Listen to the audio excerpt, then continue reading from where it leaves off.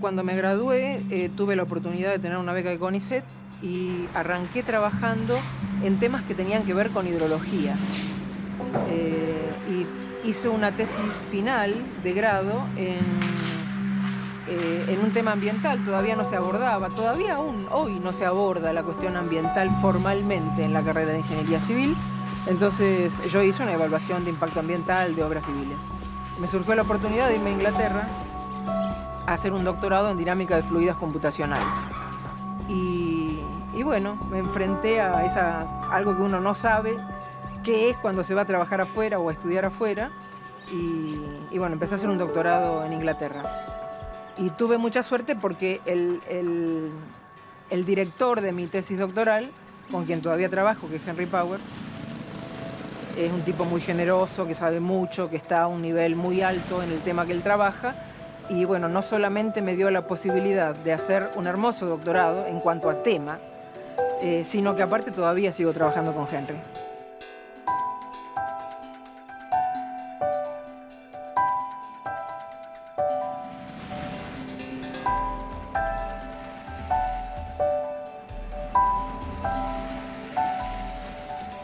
Me acuerdo del primer día que llegué, me dieron un coche, me prestaron un coche una semana hasta que yo tuviera tiempo de... Por el sitio donde nosotros vivíamos había que comprarse un coche para poder moverse. Y bueno, bajaba la mano para hacer el cambio y encontraba la ventanilla, porque manejaba del otro lado. Miraba el espejo retrovisor y miraba para afuera del auto.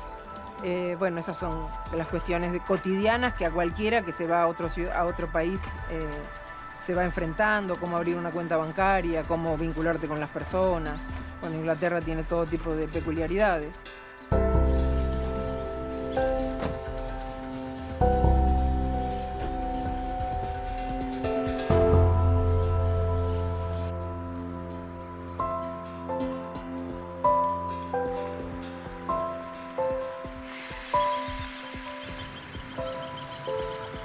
Retorné en 2007. Pero yo más o menos desde 2004 tenía bastante claro que quería volver. El tema es cómo volvés a insertarte en una universidad donde el tema en el que vos estás trabajando no existe. Entonces, lo que fui haciendo es que más o menos, creo que desde 2004, empecé a venir 2 veces por año a la Argentina y empecé a contactarme con gente que o bien había trabajado antes o con gente nueva.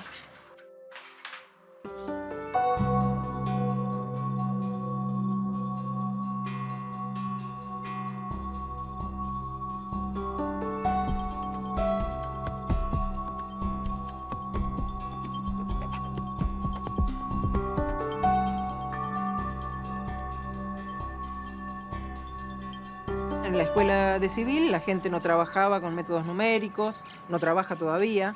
En matemática no hacían matemática aplicada a los temas que nosotros hacíamos, en física tampoco.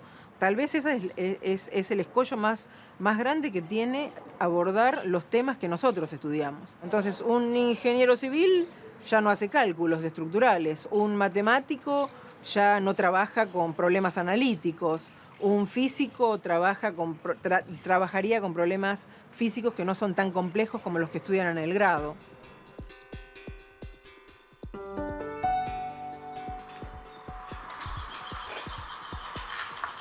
Martín, entonces, quería que conversáramos un poquito sobre esta segunda parte que hicimos de calibración. Sí. Porque nosotros habíamos hecho, habíamos identificado todos los parámetros. Cuando yo tengo caudal, recarga y producción, ¿no es cierto? Tengo 8 parámetros para caudal. Exacto. Tengo 11 para recarga. De los cuales varían con el OAT 9. Ah, de acuerdo, 7 y 9. Entonces, lo que habíamos hecho originariamente es que tomo los 8 parámetros de caudal y corro SWAT-CAP. Sí, exactamente. Es mi intención cuando regreso retomar la aplicación vinculada al agua. Entonces, si la tomás vinculada al agua, nosotros la abordamos como lo que se llama gestión integrada del recurso hídrico. Y entonces te encontrás con que estás trabajando con un sistema que tiene un doble carácter. Tiene un orden natural, que sería todo lo que es físico, y tiene un orden social, porque está modificado por la acción del hombre. Entonces, no solamente ya tenía la complejidad previa de encontrar personas que quisieran transgredir un poquito, pasar a otras disciplinas o trabajar transdisciplinarmente, sino que aparte hay que incorporar gente de las ciencias sociales. Yo me acuerdo que cuando acá le fui a proponer en ese momento a la directora de la Escuela de Ingeniería Civil que quería repatriar a un sociólogo y que estuviera radicado en Ingeniería Civil, me dijo, y no va a poder ser en Ingeniería Civil. ¿Qué hacemos con él, un sociólogo en civil?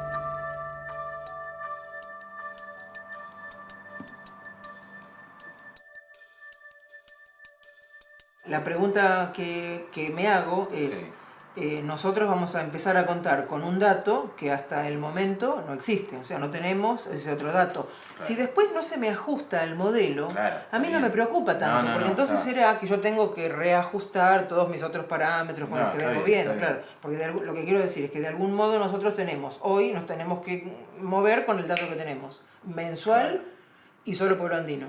La ventaja que nosotros vamos a tener es que una vez que tengamos los caudales horarios prácticamente y por ende diarios en Ruta 15, nuestras muestras de calidad nos van a servir mucho más. No, claro.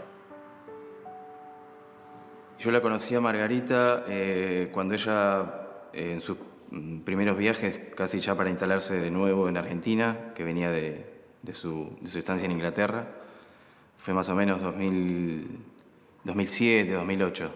En ese momento yo la conozco y empezamos a trabajar más o menos a esa misma altura.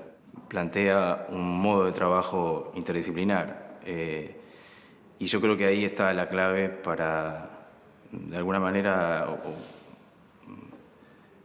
la motivación del trabajo en equipo. En el grupo, es decir, Margarita y yo, que somos ingenieros civiles, están Nahuel y Luciano, que son licenciados en matemática. Hasta hace poco tiempo y están terminando sus becas doctorales, Martín, que es licenciado en Ciencias de la Computación, y Gisela, que es ingeniera ambiental. Está también Hernán, que es estadístico, Melissa, que es licenciada en Ciencia Política. Es decir, la verdad que hay, para quien lo ve de afuera, parece un buen mix y realmente aprender y expandir un poco la frontera del conocimiento que traía de mi formación. Para mí es algo muy bueno. Las tareas de campo vinculadas al relevamiento de datos, yo me encargo directamente de eso. Eso es mi formación.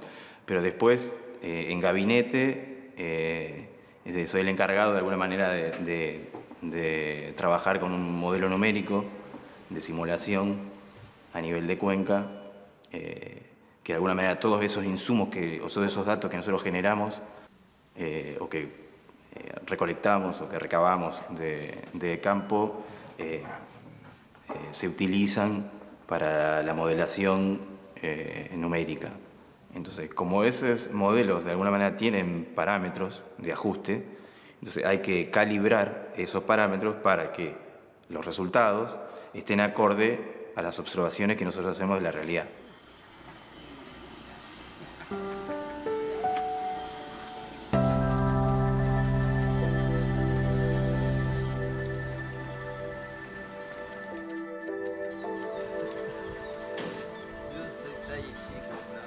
El instrumental que estamos instalando acá es una estación limnimétrica marca IXA.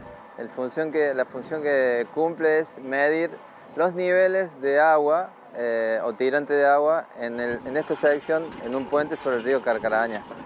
La finalidad que tiene es registrar datos diarios cada media hora por un tiempo a lo largo de todo el año, de tal modo tenemos datos para poder registrar el caudal que pasa por esta sección, caudal volumétrico instantáneo.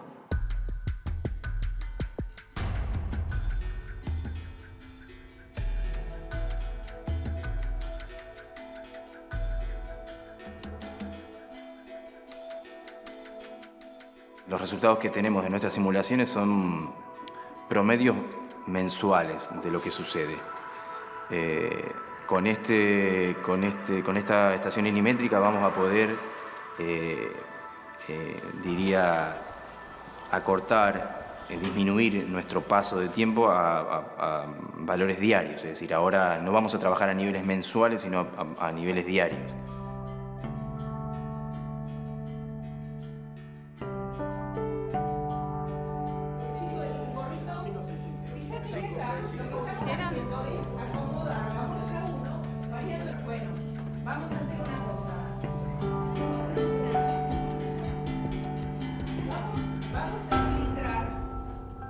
Comencé a trabajar con Margarita Portapira y con el proyecto Desafío a comienzos del año 2013. Nuestra primera aproximación a la escuela es a partir de un instrumento que es un cuestionario. El cuestionario consiste en 13 preguntas y todas están relacionadas con la temática de ambiente y la temática de servicio de agua y saneamiento. Y después les explicamos a los chicos cómo replicar esos cuestionarios en su propia comunidad, en los barrios en los que viven. Otro de los trabajos que realizamos es análisis de noticias de la prensa local. Eso nos permite ir construyendo un mapa de los actores más importantes o más relevantes en el proceso social de producción de agua y de las problemáticas más importantes que están teniendo lugar.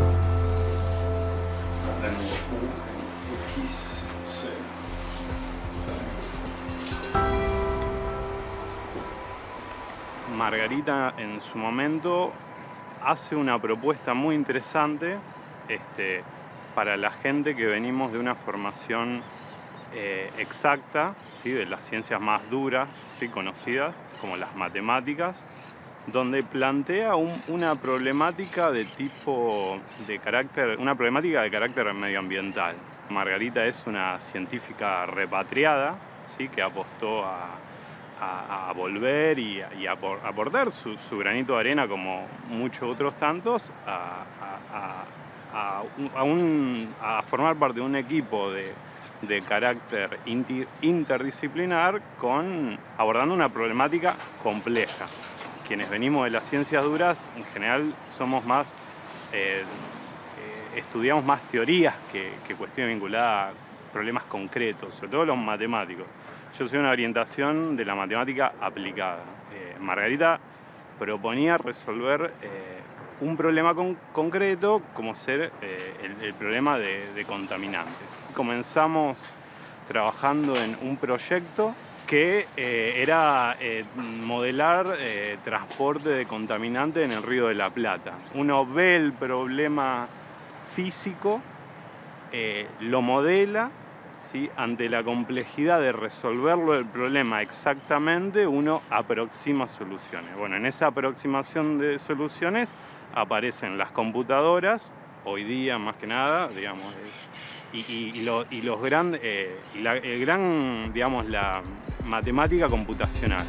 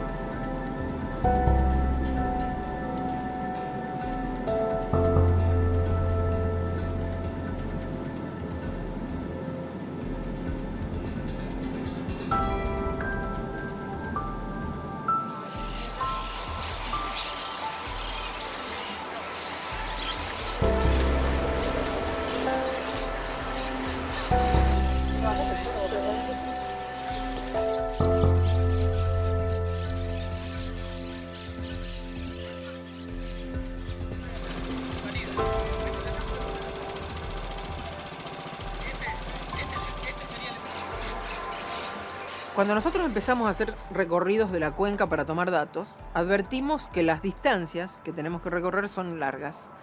Y no siempre tenemos el tiempo, no siempre tenemos la movilidad, no siempre tenemos el financiamiento, el recurso humano, el tecnológico. Si nosotros queremos de algún modo trabajar con poblamientos, con localidades que vayan comprendiendo la problemática en la que están inmersos, ¿por qué no hacerlo a través de la escuela? El concepto de cuenca, de algún modo, hace participar a la localidad como una parte de un todo. Es decir, que lo que yo hago sobre esta porción en la que estoy localizado es algo que me afecta lo que hace el que está aguas arriba y yo afecto al que está aguas abajo. Una vez que definimos esa subcuenca, que es el territorio donde está localizada la escuela, es empezar a entender cuáles son las actividades del hombre que van afectando el recurso natural, en este caso agua y suelo. A nosotros nos interesa desarrollar un proceso de investigación conjunto junto con ellos. La problemática esa se va desarrollando en función de lo que vamos conociendo en cada sitio, ¿no? No es igual en cada localidad. Entre otras cosas, a nosotros nos interesaba cubrir con las localidades en las que trabajamos todas las formas de provisión de agua que conviven en la provincia de Santa Fe. Cañada de Gómez es una localidad que es la única del interior de la cuenca que está servida por la empresa provincial de aguas, que es ASA. Y el agua, la fuente de aguas es subterránea. Después trabajamos con Coronda, que tiene cooperativa y es superficial, toma agua del río Coronda. Después trabajamos con Carcarañá, la ciudad de Carcarañá, 2 escuelas en la ciudad de Carcarañá, porque tiene cooperativa como Coronda, pero en lugar de ser provista de agua superficial, es provista de agua subterránea. Y luego trabajamos con 2 localidades muy pequeñas, que se llaman La Chispa y San Francisco, que son localidades hacia el sur de la cuenca, hacia el lado de Venado, si tenemos que orientarnos territorialmente, y son localidades que no tienen sistemas de provisión de agua.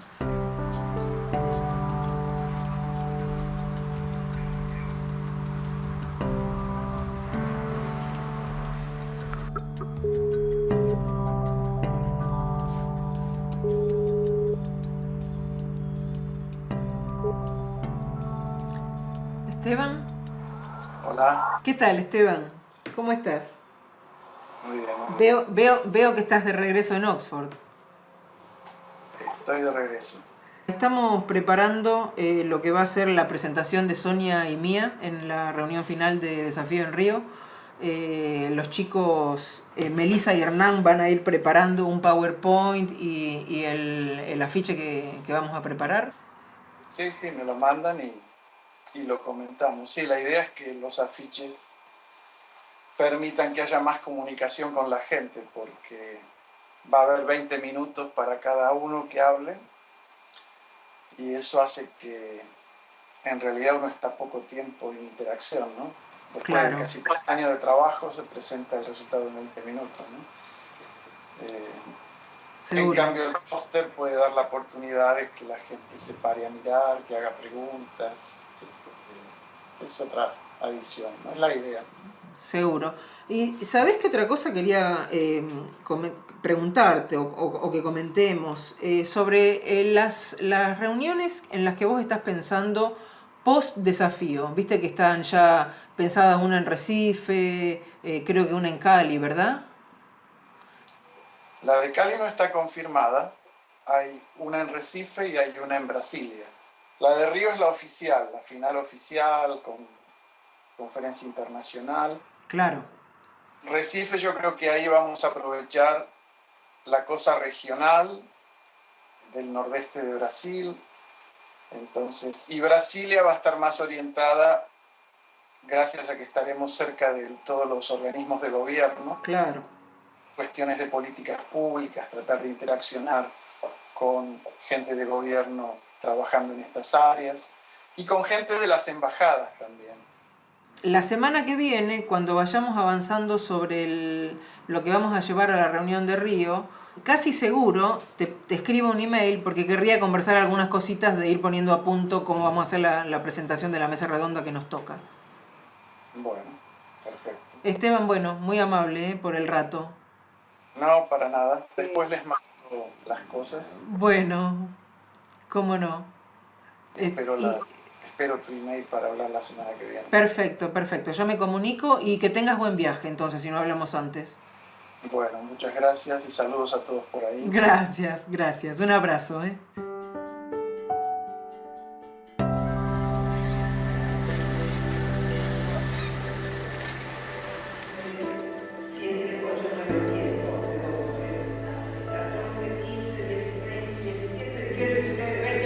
La preocupación económica, ¿no es cierto? ¿Cuánto me cuesta? Es un servicio público, pero que tiene una parte de... Corona se destacan clubes de fútbol. La de arriba es Margarita y la de abajo son las localidades rurales.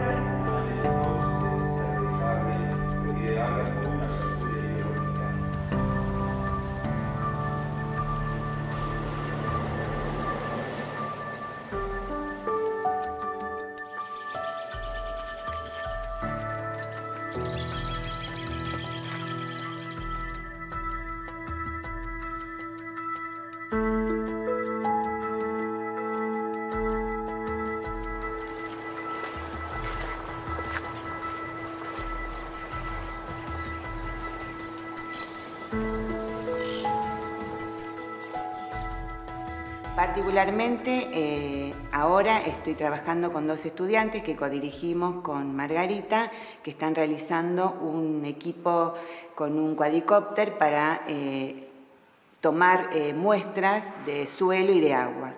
La idea es desarrollar una parte, digamos, del control del cuadricóptero que pueda soportar, digamos, las condiciones de trabajo que no son mejor dicho, que pueden llegar a ser complejas y no pueden ser soportadas por los controles comerciales. Y además hay que dotar a esos cuadricópteros de sensores y de equipamiento especial tanto para tomar muestras como para tomar, por decirlo de algún modo, fotografías, que en realidad no son fotografías, son datos espectrométricos que van a ser analizados luego por la gente, digamos, que se encarga de ese tipo de actividades.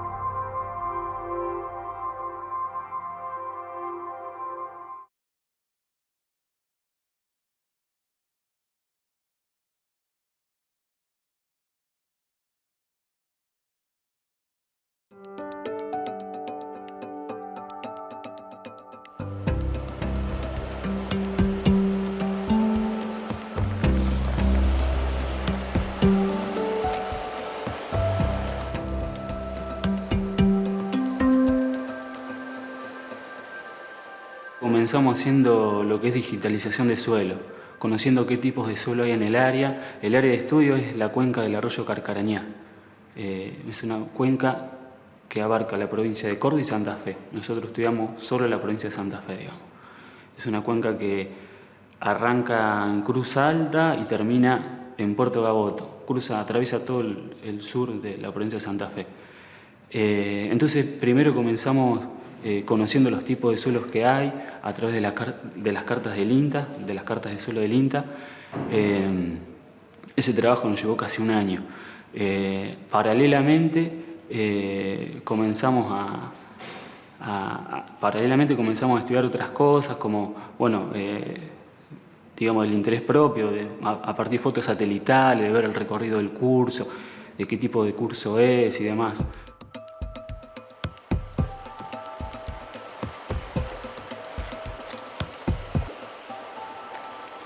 En un proyecto reciente que tenemos en la escuela de Carcarañá, se está desarrollando en la escuela un filtro para eliminar arsénico. El arsénico es otro de los contaminantes de las aguas y de los suelos que coexisten normalmente con el flúor y que tiene efectos adversos sobre la salud más estudiados aún que los del flúor.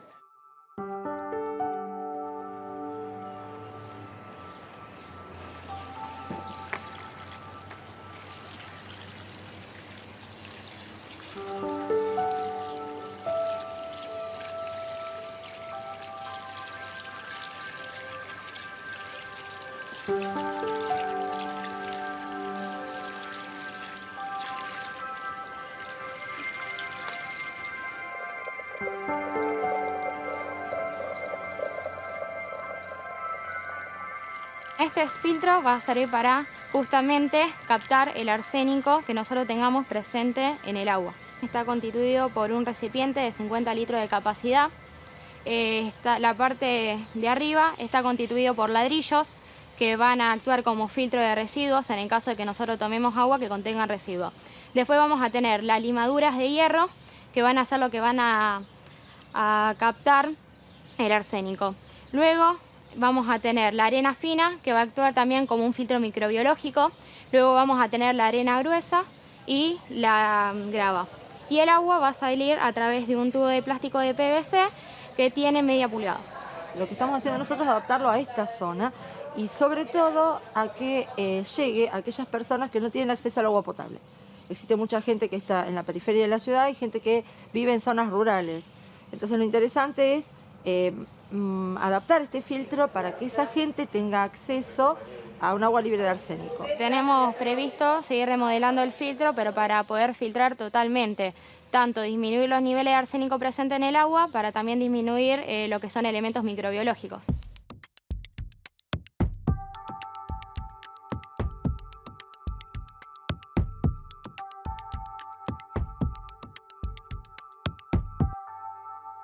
El laboratorio nuestro en realidad es un laboratorio de biología ósea. Trabaja sobre cuestiones relacionadas básicamente al hueso, metabolismo y resistencia ósea y acción de fármacos. Y relacionado a eso, varios minerales como ser el flúor. Entonces la línea principal es metabolismo óseo, pero también tenemos relacionada al flúor, líneas relacionadas a la diabetes, y con esto se abre una línea que es, digamos, a nivel ambiental, que son las tres líneas principales que hay a nivel de laboratorio. El agua, que tiene una velocidad además. Hay una ecuación que modela, ¿sí? Esto es la concentración.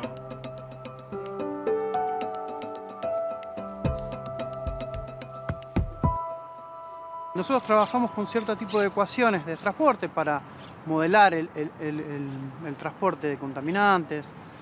Y bueno, mi visión un poco más desde el punto de vista matemático es desarrollar algunos métodos nuevos, métodos un poco novedosos para resolver este tipo de problemas, para resolver en forma aproximada. Mi trabajo en esto consiste en generar nuevos algoritmos, digamos, nuevos métodos para la resolución de este tipo de problemas.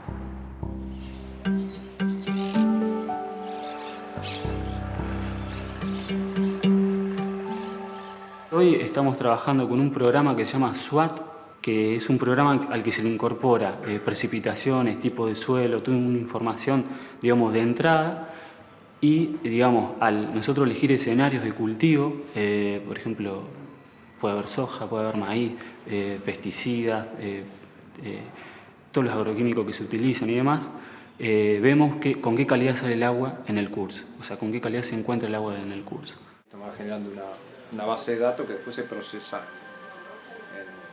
Y hay un software que... El flúor, en primer lugar, digamos, es una sustancia que se utiliza con fines terapéuticos para la prevención de las caries dentales, pero tiene efectos adversos. Sumado a ese efecto beneficioso, supuestamente beneficioso, tiene efectos adversos sobre diferentes partes de nuestro organismo.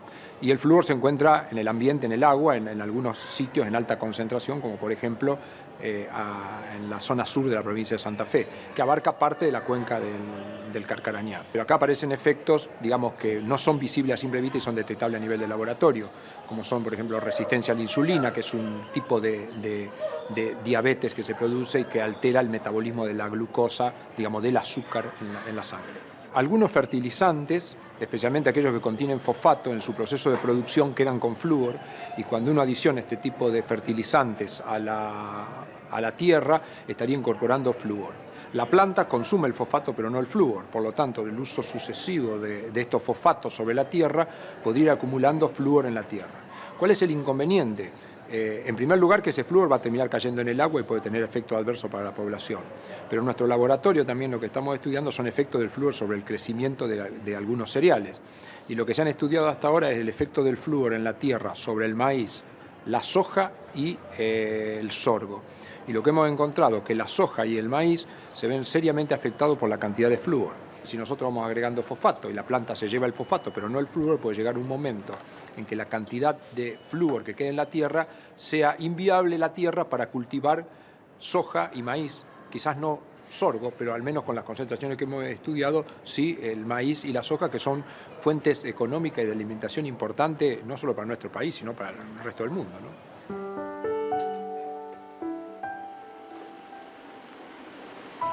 Por intermedio del Instituto CIFACIS, pude capacitarme en sistemas de información geográfica, y lo que hacemos es todo tipo de análisis estadístico, lo intentamos llevar a mapas digitales. Nosotros hacemos salidas de campo, vamos a las localidades de estudio, que en el proyecto Desafío son 5 localidades acá en la provincia de Santa Fe. Vamos a trabajar con alumnos de escuelas secundarias y explicamos primero unos cuestionarios que usamos para recolectar datos estadísticos, luego los estudiantes nos traen esas encuestas y luego yo proceso esa encuesta y hago una presentación de informe.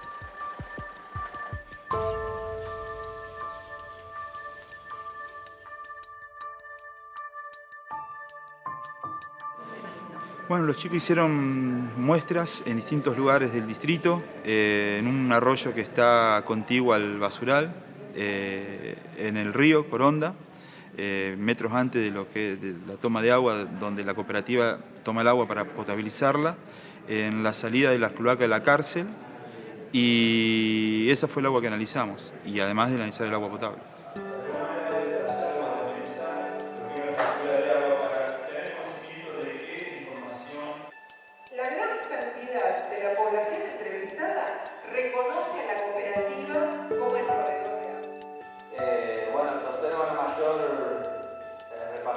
Cuando nosotros lo estábamos estudiando en Rosario para ver las diferencias con la factura de ASA, es que dimos vuelta a la factura. Entonces, la COSERCO, o sea, la cooperativa de acá, en el dorso de la factura, exponía cuáles eran los derechos de los consumidores. Y ASA, la empresa provincial, lo que exponía eran las obligaciones de los consumidores. Entonces eso nos permitió estudiar un poquito la diferencia entre lo que es una cooperativa y lo que es el concepto más de una empresa que considera al agua más como una mercancía, no tanto como lo está considerando la COSERCO. Nos pareció interesante. Los chicos lo que hicieron fue una especie de encuesta a la población sobre cuestiones vinculadas con el agua, el tema de la calidad, el conocimiento de quién provee el agua, el tema de enfermedades vinculadas al agua, el costo del agua, si consideran que es, todas cuestiones subjetivas, si consideran que es caro, si es barato, cuánto consumen, todas esas cuestiones, básicamente. Y además se le va a agregar la lectura de la factura de agua en función de las boletas que se entrega a la prestadora del servicio en Coronda.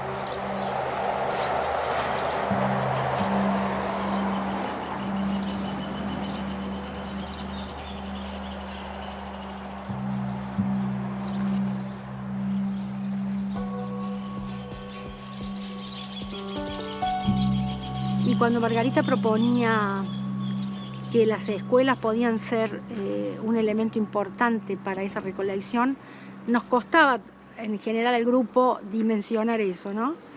Y realmente en el avance hemos visto que ha sido muy enriquecedor porque el trabajo con los chicos ha sido maravilloso y ya estamos viendo algunos productos que son enriquecedores realmente a todo nivel.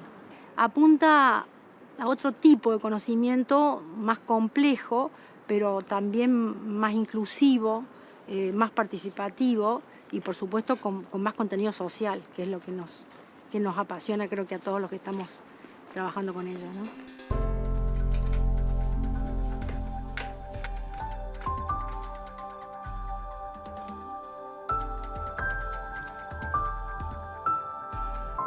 Parte, digamos, de mi investigación está centrada en la biología ósea que sigo, digamos, desarrollando, lo que comencé en mi tesina. Y la otra parte está relacionada, como te mencionaba, con la remediación de aguas, relacionada con realizar un método para poder eliminar el flúor contenido en el agua de consumo. Y ya que hay un montón de poblaciones y comunidades que consumen agua de pozo por los bajos recursos o porque no tienen acceso, poder realizar una técnica de remediación que sea de bajo costo era algo que nos parecía interesante para, digamos, que la comunidad tenga acceso. No tenemos la conciencia que tienen otros lugares que por ahí no tienen esa calidad de agua y tienen costos mucho más altos porque tienen que hacer tratamientos diferentes a los nuestros. O sea, el tratamiento que se hace en Rosario es muy bajo. Digamos, el tratamiento que se hace del agua es casi nulo. En cambio, en el resto de las poblaciones que están alejadas de los grandes ríos, es mucho mayor el tratamiento que se hace, por lo tanto que creo que sí, en comparación a las grandes ciudades me parece que la conciencia que tienen es mucho mayor. Acá el detonante, o lo que nos preocupa, y por eso elaboramos este documento hace unos años para presentar a la provincia, es la recurrencia y la recurrencia de picos extremos. Las personas que nos están esperando ahora a lo mejor esperan una solución rápida, y esa solución rápida yo me animaría a decir que no solo nosotros no la tenemos, sino no existe en el momento, porque la complejidad es tanta, pero sí es imprescindible que todos participemos del conocimiento de la región y del aporte de las tomas de decisiones que después se vayan a hacer. Porque hay muchos actores socioeconómicos y políticos que participan de estas acciones. Entonces, supongamos que a lo mejor se deban hacer algunas acciones estructurales, algunas medidas estructurales, no drásticas, no dramáticas, porque si yo me imagino que voy simplemente a desviar el Carcarañá hacia el Paraná a esta altura, ¿y qué pasa aguas abajo? O sea, aguas abajo pero que parece para arriba, ¿no? ¿Qué pasa de acá hacia Gaboto?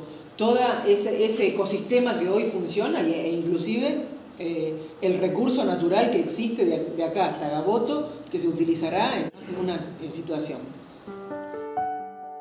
Nosotros tratamos de ver cuál es la problemática y empezar a conocer concreta y empíricamente cómo se va materializando ese problema. Entonces tengo que seguirlo al problema.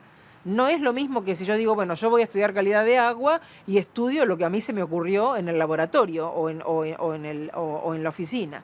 A nosotros, de algún modo, fuimos llegando a esta forma de trabajo en la práctica, porque durante algún tiempo estudiábamos en el gabinete lo que pasaba en la cuenca, por ejemplo, del arroyo Cañada de Gómez. Hasta que fuimos a ver el Cañada de Gómez y vimos que lo que nosotros creíamos estudiar no era realmente lo que estaba sucediendo con el Cañada. Entonces lo que decidimos es, bueno, salgamos al campo, empecemos a ver cuáles son los problemas y tratemos de conciliar lo que nosotros estamos capacitados para estudiar junto con toda esa problemática. Y lo que entonces empieza a darse es que lo que generamos es un conocimiento singular, ¿no? Distinto al que nosotros generaríamos sin salir de la oficina. Tenemos que responder a esa realidad que constantemente estamos contrastando. Entonces a nosotros nos preocupa eso, a nosotros nos preocupa que ese dinamismo nos lo dé el contrastarnos contra la realidad. Entonces, claro, eso constantemente nos va haciendo ajustar lo que estamos haciendo. Y en función del conocimiento de campo que vamos teniendo es cómo vamos delineando el paso que le sigue. Tal vez ahí esté la diferencia, que yo no lo planteo de antemano, sino que me voy planteando como plazos más cortos y en función de lo que voy evaluando y conociendo, voy avanzando.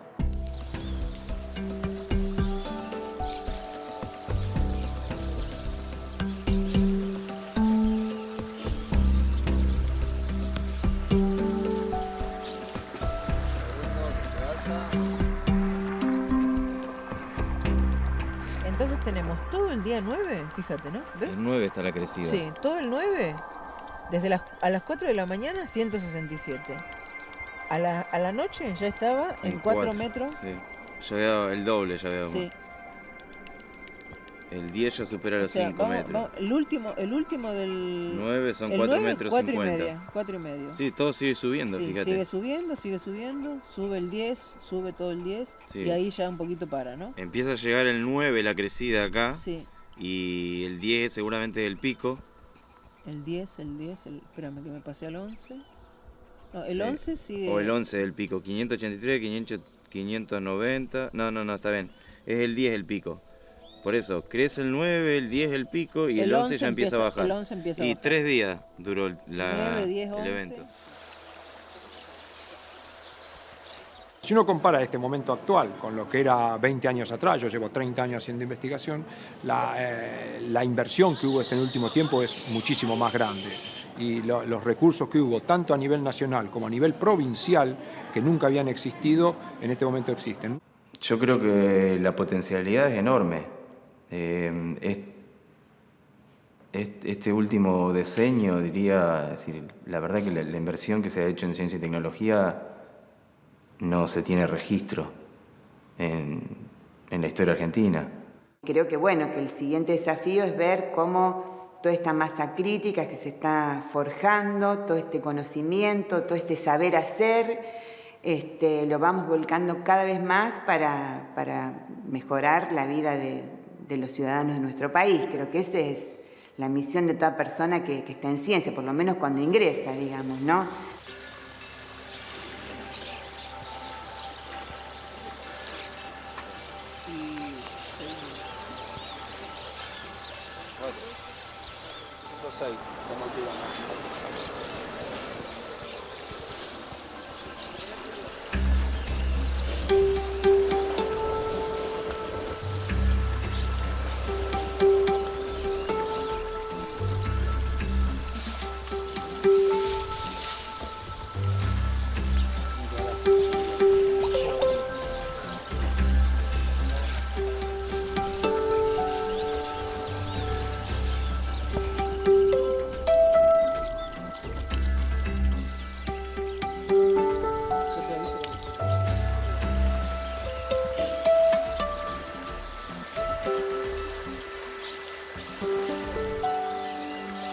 Tuve la fortuna de regresar a la Argentina en 2007, donde la Argentina ya empezaba a tener la ciencia y técnica como una política de Estado. Sin eso, o sea, yo no hubiera podido regresar, no hubiera podido tener el financiamiento y la posibilidad de tener un grupo como el que tenemos hoy.